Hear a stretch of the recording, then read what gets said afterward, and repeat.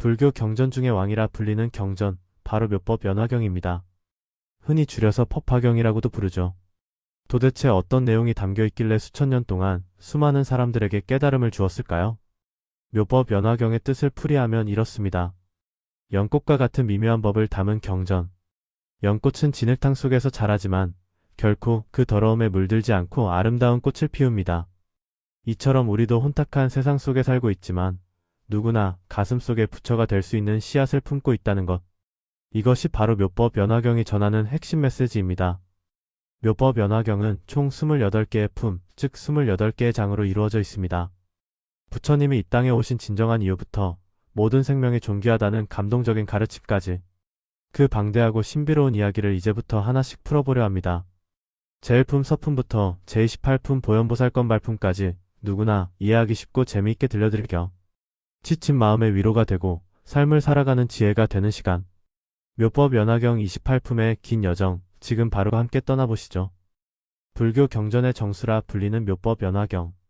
그 장엄한 첫 번째 막이 오르는 제1장, 서품입니다. 배경은 왕사성 영취산입니다. 이곳에는 1만 2천 명의 큰 스님들과 8만 명의 보살들, 그리고 수많은 천신들이 부처님의 말씀을 듣기 위해 모였습니다. 부처님께서는 무량의경을 설하신 뒤 곧바로 깊은 침묵과 명상인 무량의처 삼매에 드십니다. 그때 하늘에서는 아름다운 꽃비가 내려 수행자들을 축복하고 대지는 6가지 방식으로 진동하며 위대한 징조를 보입니다. 그 순간 부처님의 미간에 있는 흰 터럭에서 한 줄기 큰 광명이 뿜어져 나옵니다. 이 빛은 동쪽으로 1만 8천의 불국토를 비추며 지옥부터 천상까지 모든 세계를 드러냅니다. 이 놀라운 광경에 대중들은 환희와 의문에 휩싸입니다. 미륵보살이 대표로 나서 지혜의 상징인 문수보살에게 묻습니다. 부처님께서 왜 이런 신비한 빛을 보이시는 것입니까? 문수보살은 과거의 인연을 들어 대답합니다. 이것은 부처님께서 이제 곧 가장 큰 법을 설하시려는 신호입니다. 과거의 부처님들도 이 빛을 비추신 후에 묘법 연화경을 설하셨습니다. 서품은 단순한 도입부가 아닙니다. 방편이 아닌 모든 중생을 부처로 이끄는 진실한 가르침이 시작됨을 알리는 예고편인 것입니다. 이제 그 위대한 지혜의 문이 열립니다. 이어지는 제2방편품에서 계속됩니다. 법화경의 핵심 제2방편품입니다. 서품에서 상서로운 빛을 비추셨던 부처님께서 드디어 깊은 명상, 삼매에서 깨어납니다. 그리고 지혜가 가장 뛰어난 제자 사리불에게 충격적인 말씀을 하십니다. 부처의 지혜는 매우 깊고 끝이 없다. 너희들은 아직 그 뜻을 온전히 알기 어렵다. 제자들은 혼란스러워합니다. 지금까지 부처님의 말씀을 잘 따라왔다고 생각했기 때문이죠. 이때 부처님은 중요한 개념을 말씀하십니다. 바로 방편입니다. 방편이란 무엇일까요? 그것은 중생을 구제하기 위한 부처님의 뛰어난 전략이자 수단입니다. 마치 어린아이에게 어려운 수학을 바로 가르칠 수 없어 쉬운 동화로 설명을 시작하는 것과 같습니다. 지금까지 가르친 성문, 영각, 보살의 길은 사실 진정한 하나를 위해 준비된 과정이었습니다. 이때 아주 놀라운 사건이 벌어집니다. 부처님의 설법을 듣던 대중들 중 자만심에 빠진 5천 명의 승려들이 자리를 팍 차고 나갑니다. 우리는 이미 다 깨달았다고 착각한 이들을 증상만이라고 부릅니다. 부처님은 그들을 말리지 않으셨습니다. 알맹이는 남고 축정이는 물러갔다며 오히려 이제야 진실을 말할 때가 되었다고 하십니다. 그리고 선언하십니다. 3가지 수레는 방편이었고 오직 하나의 불승만이 진실이다. 모든 중생은 부처가 될 수 있는 씨앗을 가지고 있으며 모든 가르침은 결국 부처가 되는 길 하나로 귀결된다는 것입니다. 방편품의 메시지는 명확합니다. 우리가 지금 겪는 모든 과정과 배움이 결국은 부처의 지혜로 나아가는 소중한 방편이라는 사실입니다. 당신은 이미 부처가 될 준비가 되어 있습니다. 이것이 법화경이 전하는 희망의 메시지입니다. 다음 시간에는 불타는 집의 비유, 제3비유품으로 찾아오겠습니다. 법화경의 하이라이트, 제3비유품 불타는 집의 비유입니다. 앞서 방편품의 설법을 듣고 지혜의 사리불은 춤을 출 듯이 기뻐합니다. 드디어 부처님의 참뜻을 깨달았기 때문입니다. 부처님은 사리불에게 수기를 내리시며 이해하기 쉽게 한 가지 이야기를 들려주십니다. 옛날 어느 마을에 엄청난 부자가 살았습니다. 그런데 낡고 거대한 그의 저택에 갑자기 큰 불이 났습니다. 집안에는 철없는 아이들이 불이 난 줄도 모르고 놀이에 빠져 있었습니다. 아버지는 다급하게 소리쳤습니다. 얘들아, 불이야. 어서 나와라. 하지만 아이들은 장난감에 정신이 팔려 아버지의 말을 듣지 않았습니다. 이대로라면 모두 불에 타 죽을 위기였습니다. 그때 아버지는 아이들이 평소 갖고 싶어 하던 장난감 수레를 떠올렸습니다. 얘들아, 밖에 너희가 좋아하는 양수레, 사슴수레, 소수레가 있다. 얼른 나와서 가져가라. 그제야 아이들은 서로 앞다퉈 불타는 집 밖으로 뛰쳐나왔습니다. 아이들이 안전한 곳에 나오자 아버지는 세 가지 수레 대신 가장 크고 화려한 대배국어, 즉 흰 소가 끄는 큰 수레를 똑같이 나누어 주었습니다. 이 이야기가 바로 3개월 택입니다. 불타는 집은 우리가 사는 이 세상, 즉 고통과 욕망이 들끓는 사바세계입니다. 놀이에 빠진 철없는 아이들은 바로 우리 중생들입니다. 그리고 아이들을 밖으로 유인한 세 가지 수레는 방편의 가르침이고 마지막에 준 큰 수레가 바로 일불승, 부처가 되는 단 하나의 길입니다. 거짓말을 한 것이 아닙니다.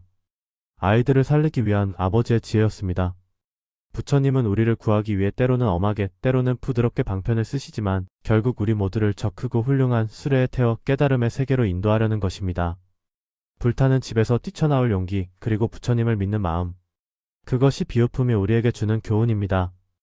법화경 제사 신해품 믿고 이해하다라는 뜻입니다.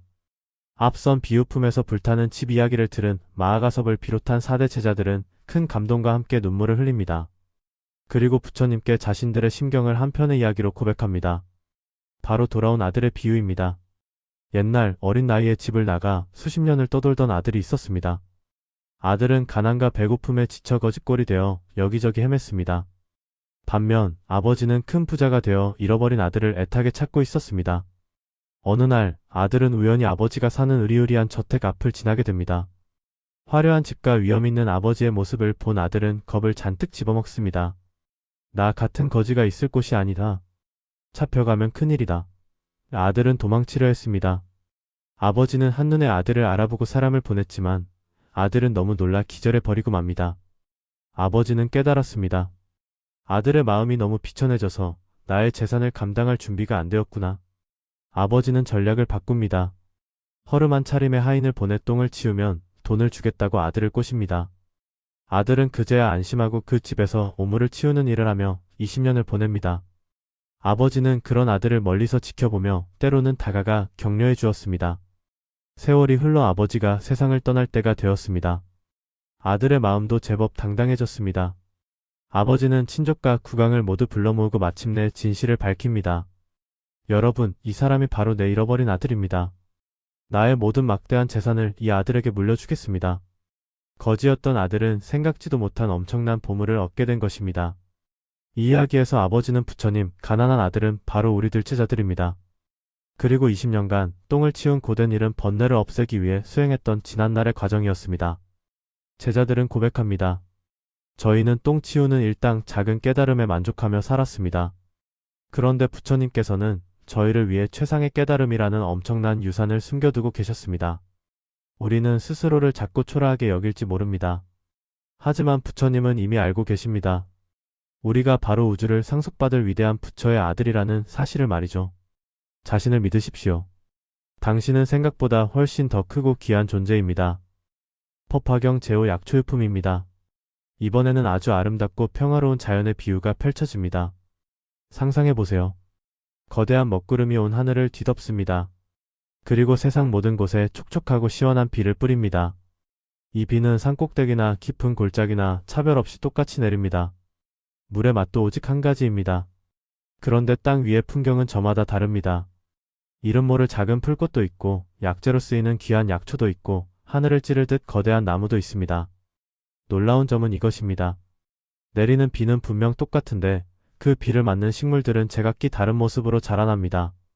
작은 풀은 작게 자라 꽃을 피우고 큰 나무는 굵은 가지와 잎을 무성하게 뻗습니다. 각자의 본성과 능력에 맞게 비의 혜택을 빨아들이는 것입니다. 이것이 바로 부처님의 자비입니다. 여기서 큰 구름은 부처님, 내리는 비는 부처님의 가르침입니다. 그리고 숲속의 다양한 식물들은 바로 우리 중생들입니다. 부처님은 사람을 가려가며 가르치지 않습니다. 지혜로운 자나 어리석은 자나 부자나 가난한 자나 누구에게나 똑같은 자비의 법비를 내려주십니다. 다만 받아들이는 우리가 자신의 그릇 근기만큼 이해하고 성장할 뿐입니다. 하지만 실망할 필요는 없습니다. 약초유품의 결론은 희망적입니다. 작은 풀이든 큰 나무든 비를 맞으면 결국 모두 자라나기 때문입니다. 우리가 지금은 비록 작은 약초일지라도 부처님의 가르침 안에 있다면 언젠가는 모두 깨달음의 열매를 맺게 된다는 평등과 성장의 메시지입니다. 당신은 지금 숲속의 어떤 나무인가요? 모습은 달라도 우리는 모두 같은 비를 맞으며 함께 자라나고 있습니다.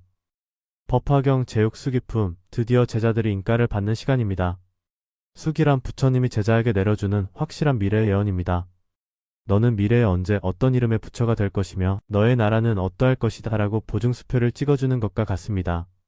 앞서 제사 시내품에서 저희는 똥 치우는 하인이었습니다 라고 눈물로 고백했던 4대 제자들 기억하시죠? 이제 부처님께서 그 믿음에 화답하십니다. 가장 먼저 제자들 중 으뜸인 마하가섭이 호명됩니다. 가섭아, 너는 미래의 300만억의 부처님을 공양하고 광명열애라는 부처가 될 것이다. 그의 몸에서 황금빛 광명이 뿜어져 나와 온 세상을 비출 것이라는 멋진 예언입니다. 이어서 수보리, 가전년, 목걸련 존자도 차례대로 부처가 될 것이라는 수기를 받습니다. 이들 모두 엄청난 수명을 누리며 보석으로 장식된 화려한 불국토의 주인이 됩니다. 이 장면은 불교 역사에서 혁명적인 사건입니다. 당시 제자들은 자신들이 수행을 완성한 아라한일 뿐 감히 위대한 부처가 될 수는 없다고 생각했습니다. 수행의 끝이 다르다고 믿었기 때문입니다. 하지만 법화경은 선언합니다. 아니다. 너희도 반드시 부처가 된다. 성문승과 불승의 경계가 무너진 것입니다. 제자들은 뛸 듯이 기뻐하며 부처님의 발 아래 깊이 절을 올립니다. 단순한 제자에서 미래의 부처로 그 신분이 완전히 바뀌는 순간입니다. 수기품은 우리에게도 벅찬 희망을 줍니다. 비록 지금은 부족한 중생의 모습이지만 우리 모두의 가슴 속에는 언젠가 불릴 미래의 부처라는 이름표가 이미 준비되어 있다는 사실입니다. 당신의 미래는 당신의 생각보다 훨씬 더 밝고 위대합니다. 법화경 제7화성유품 마술로 만든 도시의 비유입니다. 이곳에는 아주 특별한 모험 이야기가 담겨 있습니다. 수많은 사람들이 보물을 찾기 위해 아주 멀고 험한 길을 떠났습니다. 그 길은 무려 500유순, 상상할 수 없을 만큼 먼 거리였습니다. 그들을 이끄는 리더는 지혜롭고 유능한 안내자였습니다. 하지만 여행은 너무나 고통스러웠습니다. 사막은 끝이 없고 괴물 짐승들이 우글거렸습니다. 지칠 대로 지친 사람들은 결국 주저앉습니다. 더는 못 가겠습니다. 차라리 집으로 돌아가는 게 낫겠습니다. 사람들은 보물을 포기하려 했습니다. 이때 안내자는 생각했습니다. 여기서 포기하면 저 귀한 보물을 얻지 못하는데. 안내자는 신통력을 발휘합니다. 그리고 험한 길 한복판에 거대하고 화려한 도시 하나를 뚝딱 만들어냅니다. 바로 화성입니다. 여러분, 저기를 보십시오. 저 도시에 들어가면 편히 쉴 수 있습니다. 사람들은 환호하며 그 성 안으로 들어갔습니다. 맛있는 음식을 먹고 편안히 쉬며 두려움과 피로를 모두 씻어냈습니다. 아, 이제 살았다. 여기가 천국이구나. 사람들은 여기가 끝이라고 생각하며 안주했습니다. 모두가 충분히 체력을 회복했을 때 안내자는 마술을 거두어 도시를 싹 없애버립니다. 그리고 진짜 목적지를 가리키며 말합니다. 여러분, 이 도시는 여러분을 쉬게 하려고 제가 잠시 만든 환영이었습니다. 진짜 보물이 있는 곳이 바로 저기 눈앞에 있습니다. 이제 힘을 차렸으니 끝까지 가서 보물을 가집시다. 이 이야기에서 안내자는 부처님, 여행자들은 우리 중생들입니다. 그리고 보물을 찾는 긴 여행은 부처가 되기 위한 수행의 길입니다. 우리가 처음에 얻고자 했던 마음의 평화, 즉 열반은 사실 저 화성과 같습니다. 수행이 너무 힘드니까 부처님께서 마련해 주신 일종의 중간 휴게소인 셈입니다. 많은 불자들이 작은 깨달음에 만족해서 이 정도면 됐지 하고 멈추려 합니다. 하지만 부처님은 그 도시를 허물며 말씀하십니다. 그것은 쉼터일 뿐 끝이 아니다. 너희는 더 큰 보물, 즉 완전한 부처가 될 수 있다. 화성유품은 우리에게 말합니다. 지금 당신이 이룬 성취가 작다는 것이 아닙니다. 다만 당신은 그곳에 머물기엔 너무나 큰 잠재력을 가진 사람이라는 뜻입니다. 잠시 쉬었다면 이제 다시 진짜 보물을 향해 신발끈을 묶으십시오. 법화경 제8 500제자 수기품. 이제 축제의 규모가 커졌습니다. 앞서 4대 제자가 수기를 받는 것을 보고 설법 제1이라 불리는 부르나 존자를 비롯해 무려 500명, 더 나아가 1200명의 제자들이 우리도 부처가 될 수 있다는 확신을 갖게 됩니다. 부처님은 이들 모두에게 미래의 부처가 될 것이라는 기쁜 예언을 내려주십니다. 감격한 제자들은 부처님께 자신들의 지난날을 반성하는 이야기 하나를 들려줍니다. 바로 옷 속에 꿰매준 보석 이야기입니다. 옛날에 한 가난한 사내가 친한 부자 친구의 집을 찾아갔습니다. 오랜만에 만난 두 사람은 술을 진탕 마셨고 가난한 사내는 술에 취해 깊이 잠들고 말았습니다. 그때 부자 친구에게 급한 공무가 생겨 먼 길을 떠나게 되었습니다. 친구는 자고 있는 사내가 안쓰러웠습니다. 그래서 사내의 옷 안쪽의 값을 매길 수 없는 귀한 보석을 몰래 꿰매주고 떠났습니다. 이것만 있으면 평생 잘 살 수 있을 거야. 하지만 술에서 깬 사내는 그 사실을 까맣게 몰랐습니다. 그는 다시 짐을 싸서 떠돌이 생활을 시작했습니다. 그는 타국을 떠돌며 엄청난 고생을 했습니다. 배가 고프면 구걸을 하고 약간의 돈만 생겨도 감지덕지하며 근근히 입에 풀칠만 하며 살았습니다. 그렇게 수십 년이 지난 어느 날 길에서 우연히 옛 친구를 만났습니다. 친구는 거짓골이 된 사내를 보고 깜짝 놀라 소리쳤습니다. 이보게, 자네 꼴이 이게 뭔가? 내가 예전에 자네 옷 속에 엄청난 보석을 넣어두지 않았나? 사내는 황급히 자신의 옷을 더듬어 보았습니다. 놀랍게도 옷 안쪽 깊은 곳에는 그 옛날 친구가 넣어둔 보석이 빛을 잃지 않고 그대로 있었습니다. 그제야 사내는 땅을 치며 후회했습니다.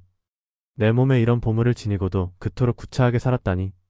이 이야기 속의 어리석은 사내가 바로 우리들입니다. 그리고 몰래 보석을 넣어준 친구는 부처님입니다. 부처님은 이미 오래전 우리 마음속에 부처가 될 수 있는 성품이라는 귀한 보석을 심어주셨습니다. 하지만 우리는 번뇌라는 술에 취해 내 안에 보물이 있는 줄도 모르고 바깥 세상에서 작은 행복을 구걸하며 힘들게 살아가고 있었던 것입니다. 500제자 수기품의 메시지는 강력합니다. 밖에서 찾지 마라. 보물은 이미 내 옷 속에 있다. 자신의 가치를 낮게 평가하지 마십시오. 당신은 이미 보석을 품은 고귀한 존재입니다. 이제 그 보석을 꺼내어 쓰기만 하면 됩니다. 법화경 제구 수학무학 인기품. 제목이 조금 어렵게 느껴지시나요? 수학은 아직 배우는 중인 학생, 무학은 더 배울 것이 없는 졸업생, 즉 아란을 뜻합니다. 이 품에서는 아직 공부 중인 제자들까지 모두 미래의 부처가 된다는 수기를 받습니다. 앞서 수많은 제자가 수기를 받는 동안 유독 마음을 졸이던 두 사람이 있었습니다. 바로 부처님의 그림자 같은 시봉 아난존자와 부처님의 친아들 라울라입니다. 그들은 생각했습니다. 우리는 누구보다 부처님과 가까운 사이인데 왜 우리 이름은 불리지 않을까? 그들은 자리에서 일어나 부처님께 간청합니다. 세존이시여, 저희도 의지할 곳을 주십시오. 그 뒤로는 아직 수기를 받지 못한 2000명의 제자들이 간절한 눈빛을 보내고 있었습니다. 부처님은 미소 지으며 드디어 입을 여십니다. 먼저 아난존자를 부르십니다. 아난은 부처님의 모든 설법을 다 기억하여 다문 제일이라 불립니다. 아난아, 너는 미래의 사내의 자제 통왕열애가 될 것이다. 산과 바다 같은 지혜를 가진 부처님이 되어 엄청나게 많은 보살을 가르칠 것이라는 예언입니다. 부처님은 아난이 그토록 많은 법을 외우고 지킨 공덕이 결코 헛되지 않았음을 증명해 주셨습니다. 다음은 부처님의 아들 라울라입니다. 라울라는 남이 보지 않는 곳에서도 묵묵히 수행하여 밀행 제일이라 불립니다. 라울라야, 너는 미래의 토칠보아 열애가 될 것이다. 7가지 보석꽃을 밟고 다니는 부처님입니다. 그리고 아주 특별한 말씀을 덧붙이십니다. 너는 금생에 내 아들이었던 것처럼 미래의 수많은 부처님들에게도 맏아들이 될 것이다.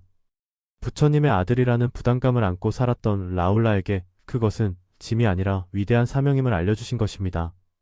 이어서 나머지 2000명의 제자들도 동시에 수기를 받습니다. 이들은 너무 기쁜 나머지 자신의 예전 모습은 잊어버리고 허공에 둥둥 떠서 부처님을 찬양합니다. 제구품의 교훈은 역할의 재발견입니다. 아난처럼 남을 돕는 사람도, 라울라처럼 묵묵히 티 내지 않는 사람도, 아직 공부가 덜 끝난 사람도 각자의 자리에서 맡은 바를 다하고 있다면 그 공덕은 차곡차곡 쌓여 반드시 부처라는 열매를 맺는다는 것입니다. 부처님 곁에는, 그리고 이 세상에는 결코 소외되는 사람이 없습니다. 법화경 제10법사품. 이제 이야기는 새로운 국면으로 접어듭니다. 지금까지는 제자들이 부처가 된다는 예언, 즉 수기를 받는 것이 중심이었습니다. 하지만 법사품부터는 질문이 바뀝니다. 부처님이 안 계신 미래의 악한 세상에서 누가 과연 이 진리를 전할 것인가? 여기서 법사란 누구일까요? 꼭 승복을 입은 스님만을 말하는 것이 아닙니다. 부처님은 아주 파격적인 선언을 하십니다. 법화경의 한 구절이라도 읽고 외우고 남에게 전하며 기뻐하는 사람. 그 사람이 바로 부처의 사자이며 이미 부처님의 일을 하고 있는 것이다. 심지어 법화경이 있는 곳, 법화경을 전하는 사람이 있는 그곳이 바로 탑을 세워 공경해야 할 성지라고 말씀하십니다. 하지만 세상은 호락호락하지 않습니다. 진리를 전하려 하면 비난과 공격을 받기 쉽습니다. 그래서 부처님은 법사가 갖춰야 할 세 가지 마음의 무기, 즉 법사의 의식주를 알려주십니다. 첫째, 열애의 방에 들어가라. 이 방은 바로 자비입니다. 모든 사람을 불쌍히 여기는 따뜻한 마음입니다. 둘째, 열애의 옷을 입어라. 이 옷은 인욕, 즉 부드러운 인내입니다. 비난이나 모욕이 날아와도 두꺼운 옷을 입은 듯 부드럽게 참아내는 것입니다. 셋째, 열애의 자리에 앉아라. 이 자리는 일체개공, 즉 비어있음입니다. 어디에도 집착하지 않는 편안한 마음입니다. 자비의 방에서 인욕의 옷을 입고 공의 자리에 앉아라. 이것이 세상을 구하는 법사의 자세입니다. 마지막으로 부처님은 유명한 우물 파기의 비유를 들려주십니다. 목마른 사람이 우물을 팝니다. 계속 마른 흙만 나온다면 물은 아직 먼 것입니다. 하지만 젖은 흙이 나오고 진흙이 묻어나오면 우리는 확신할 수 있습니다. 아, 물이 가까이 있구나. 법화경을 듣고 공부한다는 것은 젖은 흙을 만난 것과 같습니다. 부처님의 지혜, 그 시원한 물줄기가 바로 당신 코앞에 와 있다는 증거입니다. 누군가에게 따뜻한 진리의 말 한마디를 건넨다면 당신은 이미 훌륭한 법사입니다. 법화경 제11견부타품. 법화경 전체를 통틀어 가장 놀랍고 신비로운 장면이 펼쳐집니다. 부처님께서 설법하고 계신 바로 그때 갑자기 땅이 크게 흔들리며 쩍 갈라집니다. 그리고 땅속에서 어마어마하게 거대한 보석탑 하나가 하늘로 솟아오릅니다. 높이는 무려 500유순, 지구의 반지름보다도 더 큰 상상 초월의 거대 탑입니다. 이 탑은 금, 은, 유리 등 7가지 보석으로 찬란하게 장식되어 온 우주를 비춥니다. 그리고 탑 안에서 거룩한 목소리가 들려옵니다. 훌륭하고 훌륭하도다, 석가모니 불이여. 그대가 설하는 법화경은 모두 진실이다. 사람들은 모두 놀라 입을 다물지 못합니다. 이 탑의 주인은 누구일까요? 그는 바로 과거의 부처님인 다보열애입니다. 다보열애는 아주 오래전 법화경이 설해지는 곳이라면 어디든 나타나 그 가르침이 진실임을 증명하겠다라고 맹세하신 부처님입니다. 현재의 부처님이 진리를 말하고 과거의 부처님이 그것을 보증하는 감동적인 장면입니다. 석가모니 부처님은 신통력으로 허공에 떠있는 탑의 문을 여십니다. 그리고 탑 안으로 들어가 다보열의 옆자리에 나란히 앉으십니다. 이것을 이불병자, 두 부처님이 한자리에 앉았다고 합니다. 그리고 부처님은 땅에 있던 모든 대중을 신통력으로 허공으로 들어 올리십니다. 이제부터 설법의 무대는 땅이 아닌 하늘, 즉 허공에가 시작되는 것입니다. 부처님은 허공에서 대중들에게 묻습니다. 누가 이 사바세계에서 법화경을 널리 펴겠느냐? 그러면서 육난구이를 말씀하십니다. 6가지 어려운 일과 9가지 쉬운 일입니다. 맨손으로 우주를 던지는 일은 오히려 쉽다. 마른 풀을 짊어지고 불 속에 들어가는 것도 쉽다. 하지만 부처가 멸도한 뒤 악한 세상에서 이 법화경을 잠시라도 설하는 것은 그 무엇보다 어렵고 대단한 일이다. 부처님은 지금 여러분에게 도전장을 던지신 것입니다. 이 어렵고 위대한 길에 동참할 용기가 있느냐고 말이죠. 하늘 높이 솟은 보석탑처럼 여러분의 믿음도 흔들림 없이 빛나기를 바랍니다. 법화경 제12 제바달다품. 이곳에는 충격적인 반전 드라마가 기다리고 있습니다. 첫 번째 주인공은 제바달다입니다. 그는 부처님의 사촌이자 제자였지만 부처님을 배신하고 심지어 죽이려고까지 했던 불교 역사상 최악의 악인입니다. 그런데 부처님은 놀라운 과거를 밝히십니다. 아주 먼 옛날 나는 왕이었고 제바달다는 나에게 법화경을 가르쳐준 스승이었다. 내가 지금 부처가 된 것은 모두 제바달다 덕분이다. 제자들은 귀를 의심했습니다. 지옥에 떨어질 줄 알았던 악당에게 부처님은 천왕열애가 될 것이라는 수기를 내리십니다. 이것은 영원한 악인은 없다는 선언입니다. 악한 사람도 결국은 부처가 될 수 있으며 나를 괴롭히는 원수조차도 사실은 나를 수행시키기 위한 숨은 스승일 수 있다는 엄청난 자비의 메시지입니다. 두 번째 주인공은 바닷속 용왕의 딸 8살 된 용녀입니다. 지혜의 문수보살이 용녀를 칭찬하자 지혜 제일 살이 부른 고개를 젓습니다. 여자의 몸으로는 부처가 되기 힘들다. 게다가 어린 짐승이 어떻게 깨달음을 얻겠는가? 당시의 고정관념으로는 여성이나 동물은 성불할 수 없다고 믿었기 때문입니다. 그러자 용녀는 자신의 소중한 보주를 부처님께 바칩니다. 제가 보석을 바치는 것이 빨라 보입니까? 매우 빠릅니다. 제가 부처가 되는 것은 이보다 더 빠를 것입니다. 그 말이 끝나자마자 용녀는 순식간에 남자의 몸으로 변하여 곧바로 부처가 되어 설법을 합니다. 모두가 입을 다물지 못했습니다. 오랜 수행이 필요하다는 편견, 여자는 안 된다는 편견이 와장창 깨진 것입니다. 제바달다품의 결론은 명확합니다. 악인도 여자도 어린아이도 심지어 동물도 차별은 없습니다. 누구라도 법화경을 믿으면 즉시 부처가 될 수 있다는 평등과 속성불의 희망. 이것이 바로 법화경의 위대한 경전인 이유입니다. 법화경 제13권지품 권하여 가지게 한다는 뜻입니다. 이제 법화경의 분위기는 환희와 기쁨을 넘어 비장한 결의로 바뀝니다. 먼저 감동적인 장면이 펼쳐집니다. 부처님의 이모인 마하파자파티와 출가 전 아내였던 야소다라 비구니입니다. 그들은 부처님을 애타는 눈빛으로 바라봅니다. 세존이시여, 왜 저희의 이름은 부르지 않으십니까? 부처님은 그 마음을 아시고 두 사람을 비롯한 6,000명이 비구니들에게도 모두 미래의 부처가 될 것이라는 수기를 내리십니다. 이로써 남녀 구별 없이 모든 제자가 부처가 됨을 확증받았습니다. 이제 남은 것은 이 진리를 지키는 일입니다. 야광보살을 비롯한 수만 명의 보살들은 부처님 앞에서 사자후를 토하며 맹세합니다. 세존이시여, 걱정하지 마십시오. 부처님이 떠나신 뒤의 세상은 험하고 악할 것입니다. 하지만 저희가 목숨을 바쳐 이 법을 전하겠습니다. 그들은 앞으로 닥칠 3가지 강적을 예언합니다. 첫째, 무식해서 우리를 욕하고 때리는 사람들. 둘째, 편견에 사로잡혀 우리를 비난하는 거만한 승려들. 셋째, 성인인 척 위선 떨며 권력에 빌붙어 우리를 모함하고 쫓아내는 사람들. 이들은 말할 것입니다. 저 놈들은 외도다. 저 경전은 가짜다. 우리를 향해 돌을 던지고 몽둥이를 휘두를 것입니다. 하지만 보살들은 선언합니다. 저희는 인욕의 갑옷을 입었습니다. 어떤 비난과 칼날이 날아와도 참아내겠습니다. 부처님이 주신 이 귀한 가르침을 목숨 걸고 끝까지 지켜내겠습니다. 이것이 바로 권지품의 맹세입니다. 진리를 따르는 길은 꽃길만 있는 것이 아닙니다. 때로는 세상의 오해와 비난을 견뎌야 합니다. 하지만 그 고난조차도 수행으로 여기는 마음, 그 단단한 마음이 우리를 진정한 부처로 만듭니다. 법화경 제14 안락행품.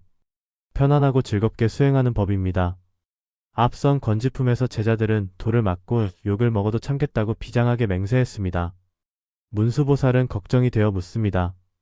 부처님, 악한 세상에서 이 경전을 펴는 일은 너무 어렵습니다. 조금 더 안전하고 편안하게 할 방법은 없습니까?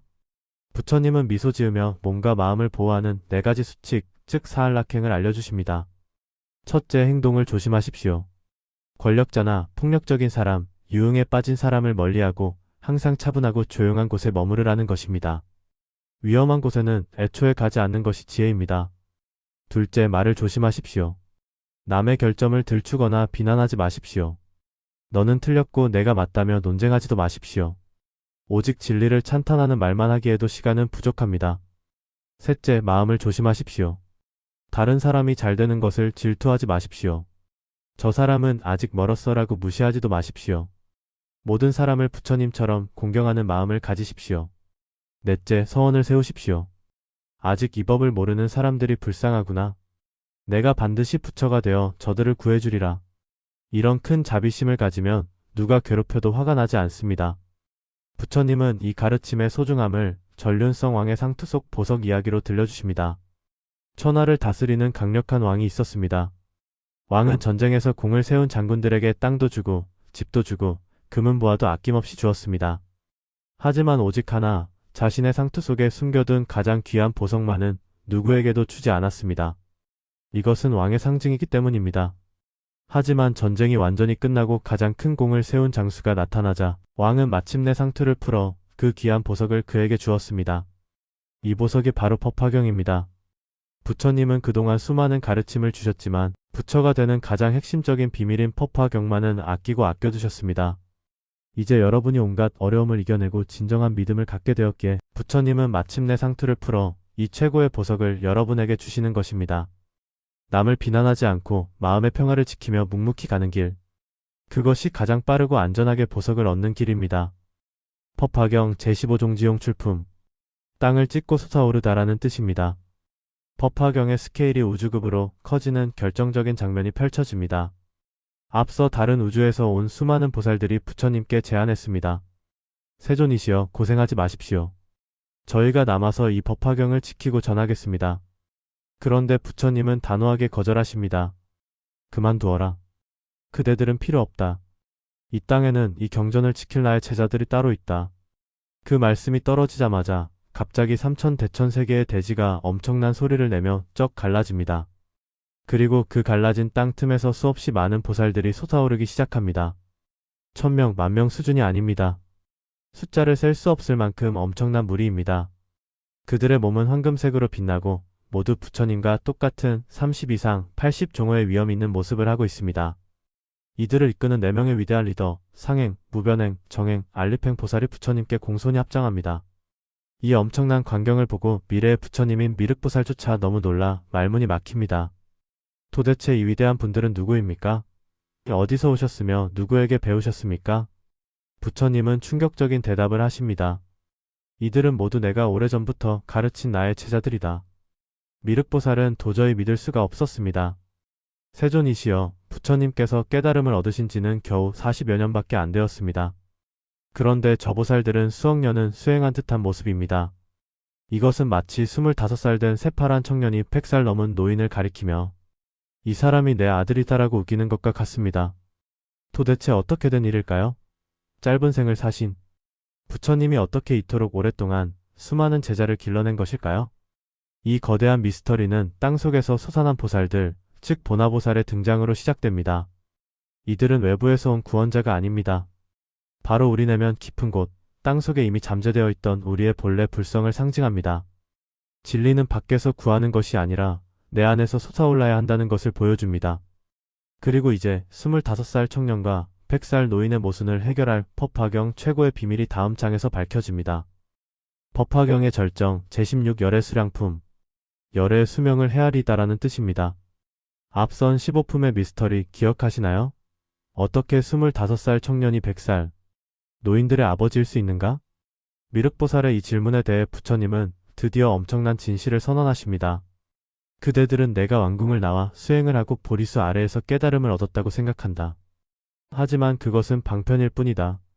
사실 나는 지금으로부터 상상할 수 없는 아주 오래전 무량겁 이전에 이미 부처가 되었다. 이것이 바로 구원실성입니다. 부처님은 태어나고 죽는 인간의 육신을 넘어선 영원불멸한 생명 그 자체라는 것입니다. 지금 눈앞에 있는 모습은 중생을 구하기 위해 잠시 인간의 모습을 빌린 것일 뿐입니다. 부처님은 자신이 왜 죽는 척을 해야 하는지 유능한 의사와 아들의 비유로 설명하십니다. 지혜롭고 유능한 의사에게 많은 아들이 있었습니다. 어느 날 아버지가 먼 길을 떠난 사이 철없는 아들들이 독약을 잘못 마시고 괴로워합니다. 돌아온 아버지는 깜짝 놀라 가장 좋은 약초를 구해 약을 지어주었습니다. 제정신이 박힌 아이들은 약을 먹고 바로 나았지만 독기운이 심해 정신이 나간 아이들은 약 색깔이 이상하다며 아버지를 의심하고 먹지 않았습니다. 아버지는 꾀를 냅니다. 얘들아, 나는 늙어서 이제 죽을 때가 되었다. 여기 약을 두고 갈 테니 너희 맘대로 하거라. 하고는 다시 타국으로 떠납니다. 얼마 후 하인을 시켜 거짓 부고를 전합니다. 너희 아버지가 객지에서 돌아가셨다. 그제야 정신이 나간 아들들은 충격을 받습니다. 우리를 지켜주던 아버지가 안 계시는구나. 그들은 슬픔과 고독 속에서 정신을 차리고 아버지가 남긴 약을 먹어 병을 고칩니다. 아이들이 모두 낫자 아버지는 나 여기 있다며 다시 모습을 드러냅니다. 이 이야기에서 의사는 부처님, 독을 마신 아들들은 우리 중생입니다. 그리고 남겨둔 좋은 약은 법화경입니다. 부처님이 영원히 우리 곁에 계신다면 우리는 게으름을 피우며 귀한 줄 모를 것입니다.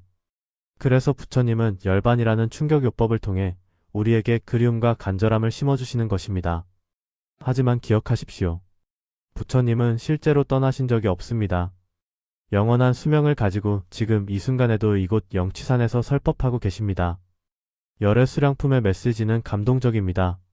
나는 항상 이곳에 있다. 우리는 결코 혼자가 아닙니다. 법화경 제17분별 공덕품. 공덕의 차이를 분별하다라는 뜻입니다. 앞선 제16품에서 부처님은 나는 영원히 죽지 않고 너희 곁에 있다는 충격적이고 감동적인 진실을 밝히셨습니다. 이 말씀을 듣고 난 뒤 퍼프에 모인 대중들에게는 어떤 일이 일어났을까요? 하늘에서는 아름다운 만다라 꽃비가 내리고 수많은 보살과 중생들이 깨달음을 얻었습니다. 그 숫자는 모래알처럼 많아 셀 수도 없었습니다.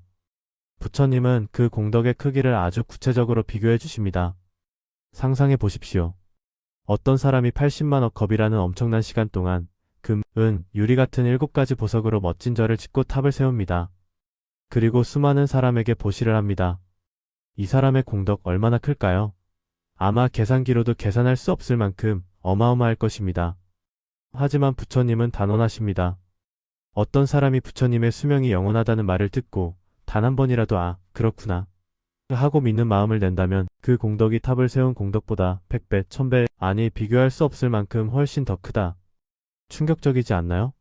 평생 재산을 털어 탑을 쌓는 것보다 진심 어린 믿음의 한 생각이 더 위대하다는 것입니다. 왜 그럴까요? 물질적인 보시는 언젠가 사라지는 유한한 것이지만 깨달음을 향한 믿음은 영원한 지혜로 이어지기 때문입니다. 그래서 분별 공덕품에서는 이제 더 이상 절을 짓거나 탑을 세우는 일에 집착하지 말라고 합니다. 부처님의 영원성을 믿는 당신의 마음이 이미 가장 거룩한 탑이며 당신의 몸이 곧 걸어다니는 절이기 때문입니다. 이것이 바로 마음의 공덕입니다. 지금 이 영상을 보며 고개를 끄덕이셨나요? 축하드립니다. 당신은 방금 우주를 채우고도 남을 거대한 공덕을 지으셨습니다. 법화경 제18 수의공덕품. 따라서 기뻐하는 공덕입니다. 여기서 수의란 남이 좋은 일을 할 때 질투하지 않고 내 일처럼 기뻐해주는 것 또는 법화경을 듣고 정말 좋다 라며 순수하게 감동하는 마음을 말합니다. 부처님은 이 기쁜 마음의 힘이 얼마나 강력한지 설명하기 위해 재미있는 상상을 하십니다. 법화경을 듣고 큰 감동을 받은 사람이 있습니다. 그는 너무 기쁜 나머지 옆 사람에게 그 내용을 전합니다. 두 번째 사람도 감동하여 세 번째 사람에게 전합니다. 이렇게 꼬리에 꼬리를 물고 전해져서 마침내 50번째 사람에게까지 전달되었습니다. 사실 50번째쯤 되면 처음에 깊은 뜻은 많이 희석되었을지도 모릅니다. 그저 법화경이란 게 있는데 참 좋다더라 정도만 들었을 수도 있습니다. 그런데 부처님은 놀라운 말씀을 하십니다. 이 50번째 사람이 잠깐 기뻐한 공덕이 온 세상 사람들에게 80년 동안 금은보화를 퍼준 사람의 공덕보다 훨씬 더 크다. 이해가 되시나요? 엄청난 기부천사보다 진리의 말 한마디를 듣고 웃음 지은 그 50번째 평범한 사람이 더 낫다는 것입니다. 왜일까요? 물질적인 선물은 언젠가 닳고 없어지지만 마음속에 심어진 진리의 씨앗은 영원히 사라지지 않고 결국 그를 부처로 만들기 때문입니다. 하물며 50번째 사람도 이 정도인데 법화경을 직접 듣고 남에게 전해준 첫 번째 사람의 공덕은 얼마나 클까요? 상상조차 할 수 없을 만큼 위대할 것입니다. 수의공덕품은 우리에게 공유의 기쁨을 가르쳐줍니다. 좋은 것은 나 혼자만 알지 말고 나누십시오. 거창한 설법이 아니어도 좋습니다. 가벼운 권유 한마디가 누군가의 인생을 그리고 당신의 운명을 완전히 바꿀 수도 있습니다. 기쁨은 나눌수록 커집니다. 지금 바로 그 기쁨을 전파하세요. 법화경 제19 법사공덕품. 이번 장의 주제는 감각의 업그레이드입니다. 우리가 법화경을 읽고 외우고 남에게 전하는 법사의 삶을 살게 되면 어떤 일이 벌어질까요? 부처님은 우리의 6가지 감각기관, 즉 눈, 귀, 코, 혀, 몸, 마음이 놀라울 정도로 맑고 깨끗해진다고 하십니다. 이것이 바로 육근청정입니다. 첫째, 눈이 맑아집니다. 육신의 눈을 가지고도 삼천대천세계 온 우주를 꿰뚫어 보게 됩니다. 지옥의 고통부터 천상의 즐거움까지 세상 모든 일을 거울 보듯 훤히 알게 됩니다. 둘째, 귀가 밝아집니다. 가장 뛰어난 공덕입니다. 개미가 기어가는 소리부터 부처님의 설법 소리까지 우주에 존재하는 모든 소리를 들을 수 있습니다. 남의 속마음조차 소리로 들립니다. 셋째, 코가 예민해집니다. 냄새만 맡고도 그 사람이 어디에 있는지 어떤 상태인지 정확히 알 수 있습니다. 심지어 땅속에 묻힌 보물의 위치도 냄새로 찾아냅니다. 넷째, 혀가 변합니다. 아무리 맛없는 음식을 먹어도 천상의 요리처럼 맛있는 맛이 납니다. 무엇보다 입에서 나오는 모든 말이 진리가 되어 사람들을 감동시킵니다. 다섯째, 몸이 투명해집니다. 몸이 마치 맑은 유리와 같아져서 중생들이 그 모습을 보고 싶어 합니다. 자신의 몸 안에 온 우주의 영상이 비치게 됩니다. 여섯째, 마음이 깊어집니다. 한마디를 들으면 만가지 이치를 깨닫습니다. 잠깐 스치는 생각조차도 모두 부처님의 지혜와 일치하게 됩니다. 이것은 단순히 초능력이 생긴다는 뜻이 아닙니다. 법화경을 수행하면 욕망과 편견으로 더러워졌던 우리의 감각이 본래의 순수한 상태로 돌아간다는 뜻입니다. 안경에 묻은 먼지를 닦아내면 세상이 밝아 보이듯 마음이 청정해지면 우리가 보고 듣는 이 세상 모든 것이 사실은 부처님의 세계였음을 깨닫게 됩니다. 당신의 눈과 귀는 지금 무엇을 향하고 있나요? 법화경을 통해 세상의 진실을 보는 맑은 눈을 가지시길 바랍니다. 법화경 제20상불경보살품. 이곳에는 아주 독특한 수행자가 등장합니다. 그의 이름은 상불경. 항상 남을 가볍게 여기지 않는다는 뜻입니다. 그는 경전을 읽거나 참선하는 대신 오직 한 가지 행동만 반복했습니다. 길에서 만나는 모든 사람에게 신분이나 나이를 가리지 않고 허리를 굽혀 깊이 절을 올리는 것이었습니다. 그리고 항상 똑같은 말을 했습니다. 저는 당신들을 깊이 존경합니다. 당신들은 모두 보살도를 닦아 미래에 반드시 부처님이 되실 분들이기 때문입니다. 하지만 사람들의 반응은 싸늘했습니다. 저 미친 거지가 왜 저러지? 내가 뭔데 우리 보고 부처가 된다 만다 하는 거야? 거만한 사람들은 그를 비웃고 욕했습니다. 심지어 몽둥이로 때리고 돌을 던지기까지 했습니다. 그럼 상불경보살은 어떻게 했을까요? 화를 냈을까요? 아니면 포기했을까요? 그는 돌을 피해 멀리 도망갔습니다. 하지만 안전한 거리가 확보되면 다시 돌아서서 큰 소리로 외쳤습니다. 그래도 저는 당신들을 존경합니다. 당신들은 꼭 부처님이 되실 겁니다. 그는 왜 이렇게까지 했을까요? 그의 눈에는 그 사람의 겉모습이 아니라 그 안에 숨겨진 빛나는 불성이 보였기 때문입니다. 세월이 흘러 임종이 다가왔을 때 상불경보살은 허공에서 들려오는 법화경 설법을 듣고 눈과 귀 등 6감각이 완전히 깨끗해지는 기적을 얻게 됩니다. 그리고 수많은 사람을 교화한 뒤 부처가 되었습니다. 그가 바로 지금의 석가모니 부처님입니다. 그를 때리고 욕했던 사람들은 어떻게 되었을까요? 처음에는 지옥에 떨어져 고생했지만 상불경보살과 맺은 인연 덕분에 결국 다시 구제를 받아 부처님의 제자가 되었습니다. 상불경보살품이 주는 메시지는 명확합니다. 나를 괴롭히는 직장 상사, 말 안 듣는 아이, 미워하는 원수까지도 그들 모두가 사실은 미래의 부처님이라는 것입니다. 남을 존중하는 것이 곧 나를 높이는 길이며 그것이 가장 위대한 수행입니다. 오늘 만나는 사람에게 마음속으로 이렇게 말해보세요. 당신은 미래의 부처님입니다. 존경합니다. 법화경 제21 열애 실력품. 열애의 신비한 힘이라는 뜻입니다. 앞서 땅속에서 솟아난 수많은 보살들이 부처님께 맹세했습니다. 저희가 이 법화경을 온 우주에 전하겠습니다. 그러자 부처님은 그 믿음에 화답하기 위해 상상을 초월하는 10가지 신통력을 보여주십니다. 가장 충격적인 장면은 이것입니다. 부처님이 입을 벌려 혀를 내미시는데 그 혀가 하늘 높이 솟아올라 저 높은 브라흐마 천국까지 닿습니다. 그리고 온몸의 털구멍에서 형형색색의 찬란한 빛을 뿜어내어온 우주를 환하게 비춥니다. 도대체 왜 혀를 내미셨을까요? 단순한 마술쇼가 아닙니다.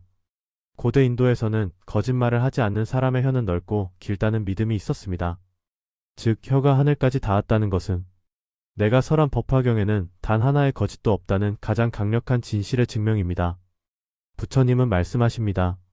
내가 가진 모든 신통력으로 보여주어도 이 경전의 공덕을 다 설명할 수는 없다. 열애의 모든 비밀과 깊은 뜻, 그리고 열애가 가진 모든 힘이 오직 이 법화경 안에 다 들어있다. 쉽게 말해 법화경은 부처님의 모든 것을 농축하고 압축해서 담아놓은 핵심 캡슐이라는 선언입니다. 부처님은 마지막으로 당부하십니다. 내가 세상을 떠난 뒤 너희는 이 경전을 받아 지니고 읽고 전해라.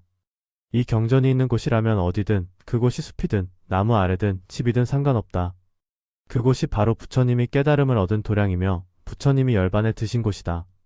법화경이 있는 그 자리가 바로 우주의 중심이라는 뜻입니다. 여러분이 법화경을 마음에 품는 순간 여러분이 서 있는 그 자리가 가장 거룩한 성지가 됩니다.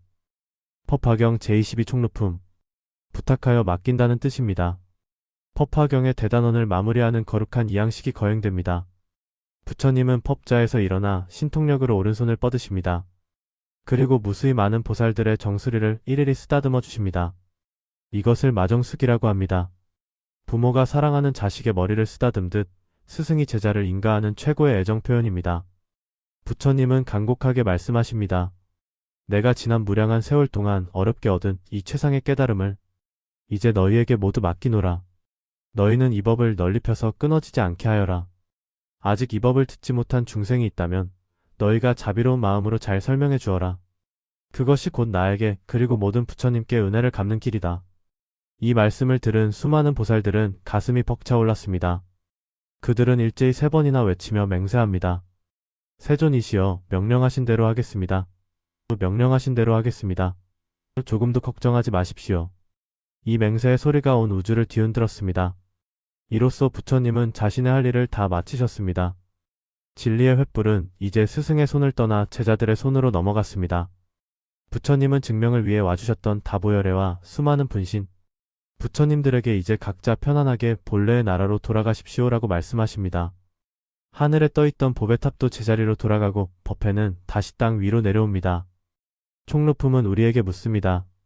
부처님이 맡기신 그 마지막 숙제, 당신은 잘 해내고 있습니까? 이제 법화경의 주인공은 부처님이 아닙니다. 이 법을 이어받은 바로 당신입니다. 법화경 제23 야광보살 본사품. 여기 법화경 전체를 통틀어 가장 뜨겁고 처절한 사랑 이야기가 있습니다. 남녀 간의 사랑이 아닙니다. 진리를 향한 사무치는 사랑입니다. 옛날 일체중생이견 보살이라는 수행자가 있었습니다. 그는 부처님의 가르침을 듣고 너무나 감동하여 최고의 공양을 올리고 싶었습니다. 꽃도 바치고 향도 피워보았지만 그의 마음에는 차지 않았습니다. 이 위대한 가르침에 비하면 다 시시하다. 그는 결심합니다.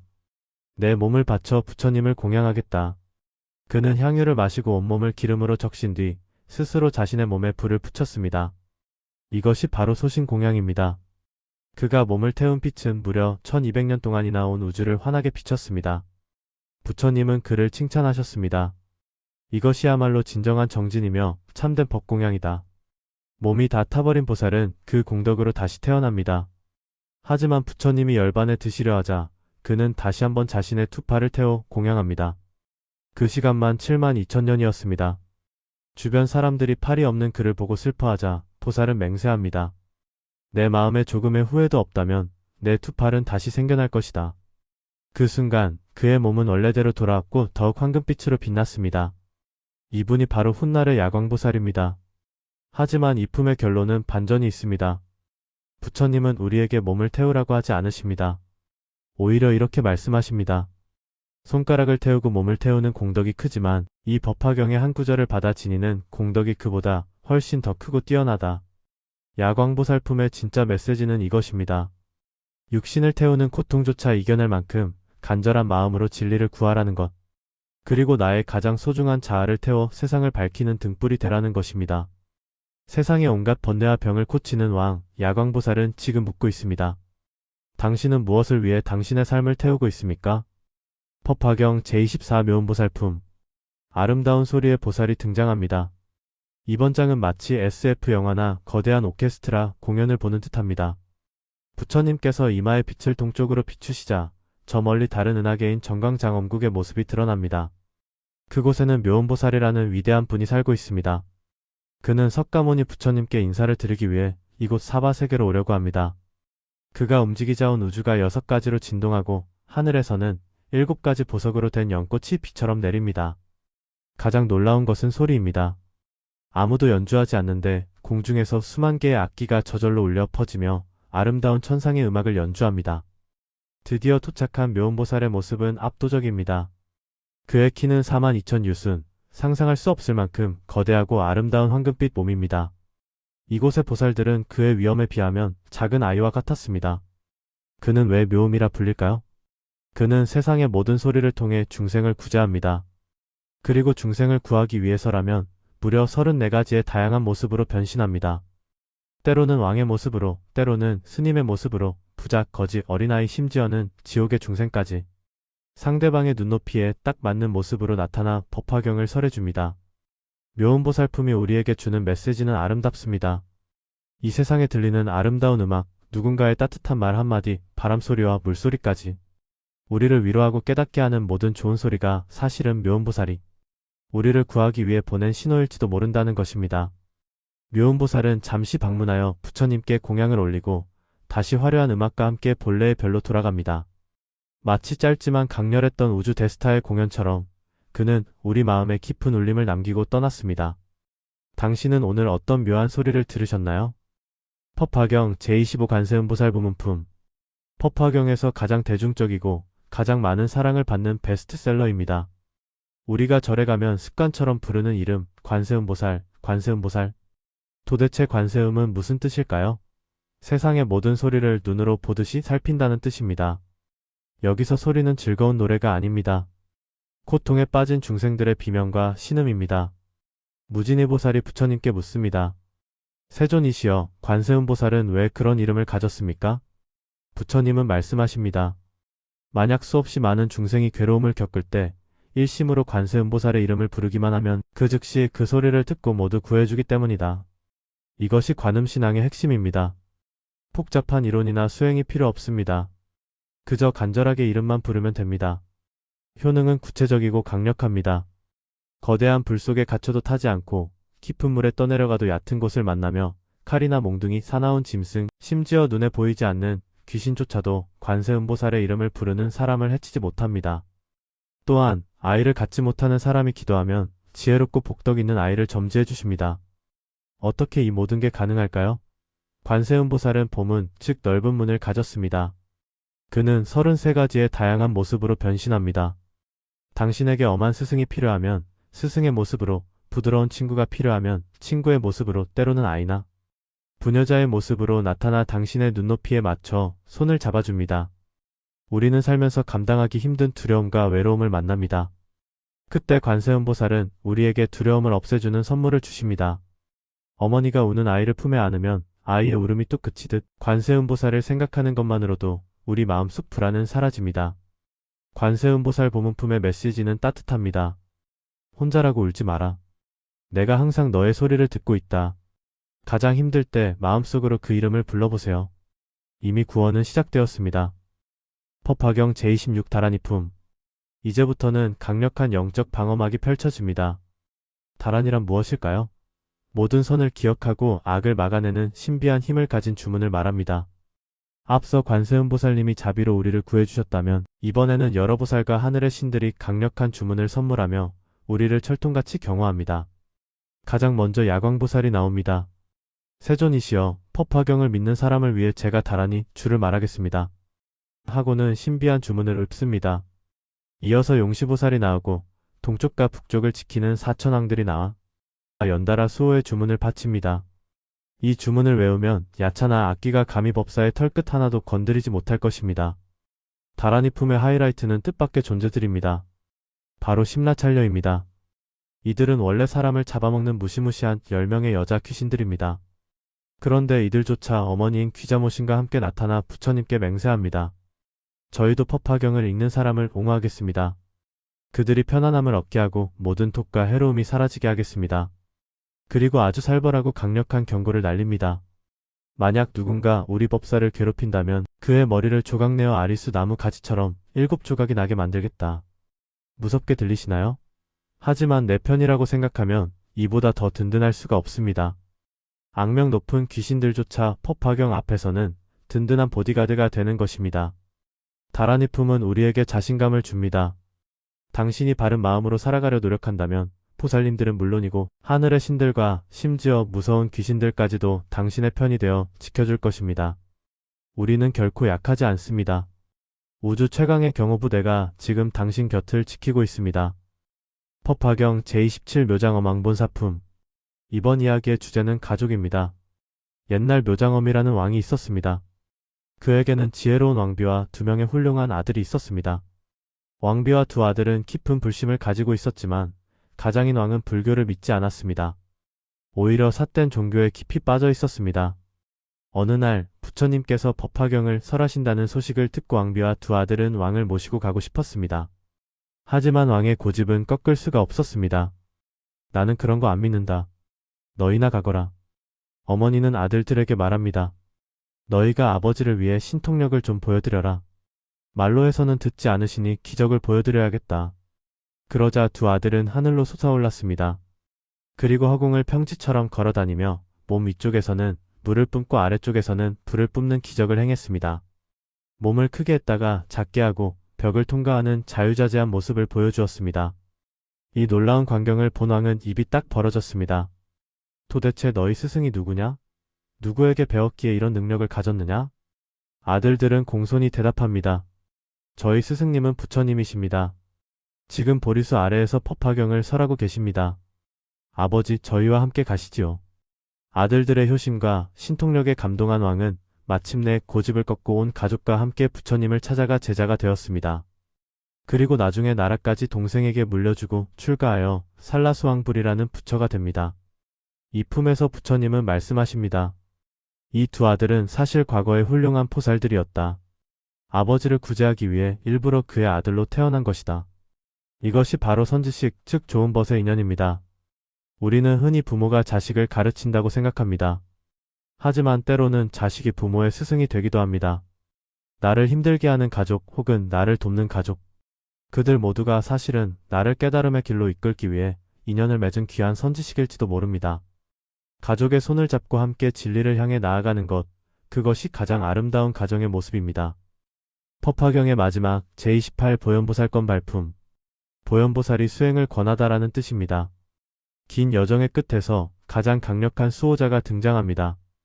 동쪽의 아주 먼 나라에서 보현보살이 수없이 많은 대중을 이끌고 나타납니다. 그가 지나오는 길마다 땅이 진동하고 하늘에서는 보석 꽃비가 내립니다. 보현보살은 부처님께 마지막 질문을 던집니다. 세존이시여, 부처님께서 떠나신 뒤에 악하고 혼란한 세상에서 어떻게 해야 이 법화경을 얻을 수 있습니까? 부처님은 4가지 조건을 말씀하십니다. 첫째, 부처님의 보호를 받고 있음을 믿어라. 둘째, 선한 덕을 심어라. 셋째, 바른 수행 모임에 들어가라. 넷째, 모든 중생을 구하겠다는 마음을 내라. 이 4가지를 갖춘다면 누구라도 법화경을 얻게 될 것입니다. 이 말씀을 듣고 보현보살은 우리에게 가슴 벅찬 약속을 합니다. 세존이시여, 후세에 누군가 이 경전을 받아 지닌다면 제가 반드시 6개의 상아를 가진 흰 코끼리를 타고 그 사람 앞에 나타나겠습니다. 그가 마구니의 방해를 받지 않도록 지켜주고 경전을 읽다가 까먹은 구절이 있으면 친절하게 다시 가르쳐 주겠습니다. 상상해 보십시오. 당신이 힘들게 수행하고 있을 때 은하수 너머에서 거대한 흰 코끼리를 탄 보현보살이 당신을 지키기 위해 달려온다는 것을. 이것이 법화경의 결론입니다. 수많은 비유와 신통력 그리고 수많은 보살의 등장. 이 모든 드라마의 목적은 단 하나였습니다. 너는 결코 혼자가 아니다. 너는 반드시 부처가 될 존귀한 존재다. 그러니 안심하고 이 길을 걸어가라는 응원입니다. 이제 법화경 28품의 모든 강의가 끝났습니다. 부처님의 말씀은 끝났지만 여러분의 실천은 이제부터 시작입니다. 흰 코끼리를 탄 보현보살이 지금 당신의 곁을 지키고 있습니다. 두려움 없이 나아가십시오. 성불하십시오.